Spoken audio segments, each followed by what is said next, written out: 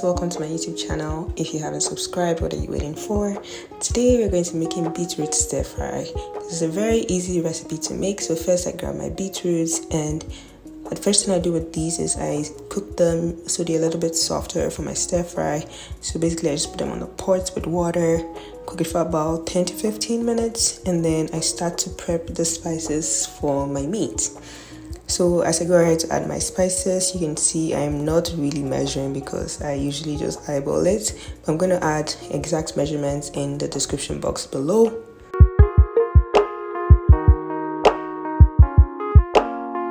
Next, I started work on the veggies I'm going to be using for my stir fry. So I'm basically using the Ninja part of the blender that does the chopping, because I refuse to chop every single one of my vegetables. But if you don't have that, you can definitely go ahead and chop as you go.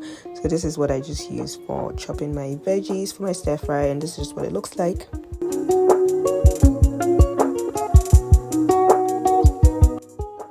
I also use a bit of the chopped veggies for marinating my meat. So basically I'm just adding a little bit to the mix I have made for my chicken breast.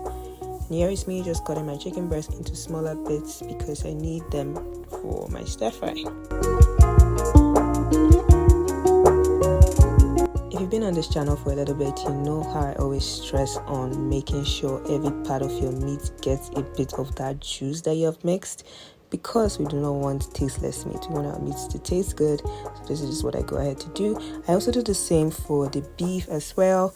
I make sure I stir it as much as possible. I get the juices in. Mix until you cannot see any white. And then for the meat, I put it on a stove and I cook it for a little bit because it takes a little bit longer to cook. Next, I head back to the rest of my veggies that I need to chop. For this ones, I still use my chopper, but then for the cabbage, I prefer to use my regular chopping board. I do the manual chopping for this one just because I like it to be a certain way. But definitely, if you want to use a chopper all the way, you can go ahead.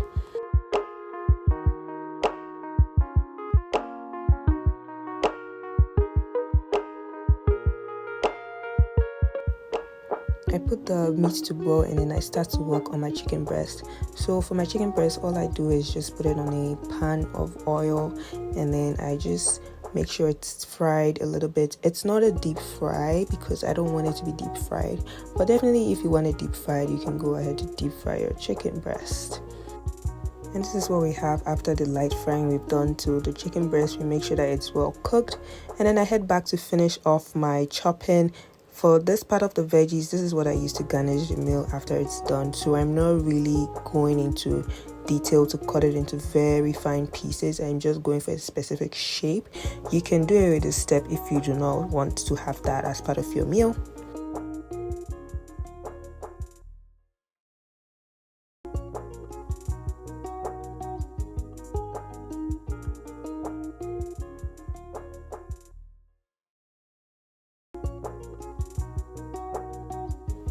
Finally, I head back to the chopping board to complete the chopping for my beetroot.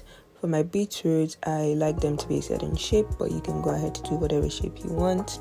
This is the major part of the meal. This is what I need to get the rice to look red. At the end of the day, this is what I have for all the veggies I'll be using for my stir fry. As you can see, everything is well chopped and ready to go.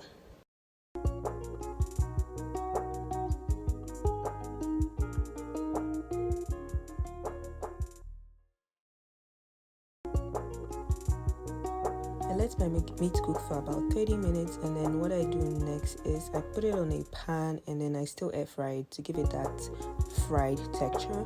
But definitely if you want to deep fry, you can go ahead to deep fry it. That's also another option that would work well with this recipe.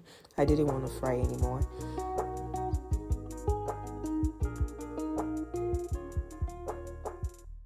Finally, the major component of this dish is the rice. For my rice, I cook it with a dash of turmeric powder just to give it that yellow color, and then I put it in the rice cooker and allow it to boil. My rice is well done at this point and ready to go. So the final component of this menu is to work on the stir fry. I add a bit of oil to my pan and then I start off with the onions, garlic and pepper just to start off the dish to get some fragrance. And I add a little bit of beetroot just to get the red color to come out.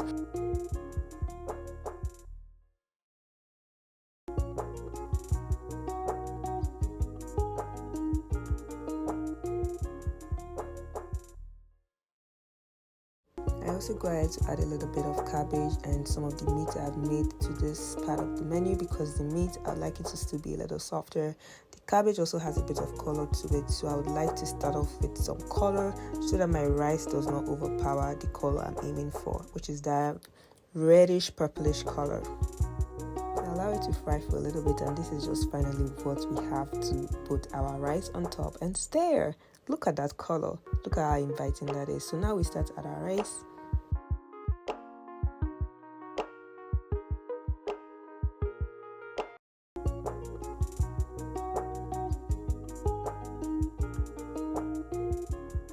From here, all you do is stir. Make sure all the veggies and the rice are incorporated beautifully, and then you can go on to add more rice if you feel like you need to add more to make it equal parts. But this is basically all you keep doing. You just make sure it's as the color looks exactly what you want it to be. You make sure there is no yellow, like there's no rice standing out by itself. After the part I have mixed is well mixed, I add more rice to it and I keep going from there. Because I don't want my cabbage to overcook, this is where I add my cabbage as well. And then when everything is well mixed to my satisfaction, all I do is put the lid on top the pan and then allow it to cook for a little bit. I aim for about 5 to 10 minutes, and then here again I taste it and make sure the salt and the spices, the scent is everything I want it to be. If it's not, I add a little bit of salt, I add some basil leaves, I add some parsley flakes just to get the flavor to really come out, to smell really good.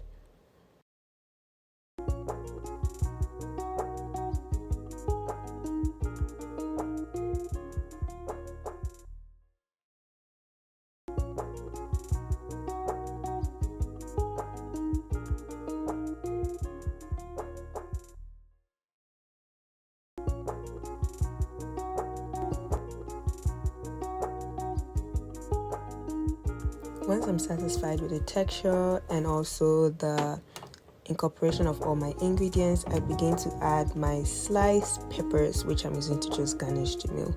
At this point, the food is ready, so I am not cooking it any longer than I have already. And there you have it, guys. This is my beetroot stir fry. Very easy to make. I feel like most of the time you need is for the prepping of the ingredients, but once all the ingredients you need is ready to go, it doesn't take that long to make. If you enjoyed this video, please let me know in the comments below. If you'd like to see more quick recipes you can try at home, please also let me know in the comment section below. Thank you so much for reading with me. Thank you so much for watching this.